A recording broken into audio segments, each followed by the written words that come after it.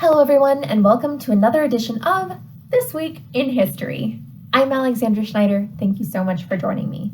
This week in 1903, Mr. John V. Farwell, a highly successful Chicago businessman who had made Lake Forest his home in the early 1870s, wrote a letter to the editor of the Lake Forester in praise of the Lake Forest Fire Department.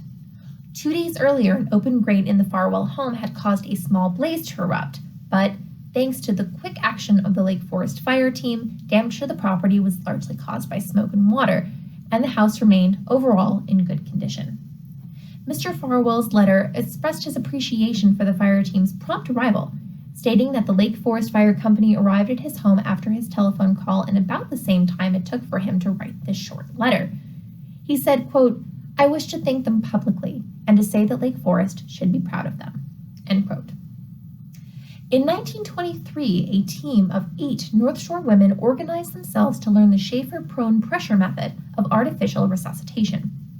Employed by the Chicago North Shore and Milwaukee Railroad, these 8 women were to be trained in this life-saving method, which they would then in turn teach to the other female members of the line. J.W. Oliver, safety engineer of the railroad, was incredibly supportive of the request, who commented that the importance of such work could not be overstated. While the railroad already had a team of 12 men who were trained in this style of resuscitation, Oliver felt that it could be doubly valuable to women whose time was still largely spent in the home, since they were then able to employ it when outside help was too far away to assist a child or family member. And finally, in 1942, for the first time in its history, Lake Forest College was to remain open for a summer session. With the entrance of the U.S. into the Second World War, many people found themselves taking offices and positions that required new skills, one of the most important of which was authoritatively addressing groups of people. Men who had largely spent their time in offices, or women who were still largely homemakers, were now responsible for chairing committees, needing to convince their peers to believe in new actions and ideas. Therefore, Lake Forest College's Mr. Tommy, a nationally renowned educator, offered a summer course in practical public speaking.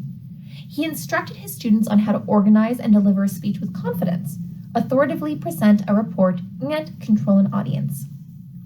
Those that had taken courses from Mr. Tommy in the past said that his instruction was ultimately an education in living, complete with elements of psychology, philosophy, humor, wisdom, concrete instruction, and of course, a good deal of Midwestern common sense.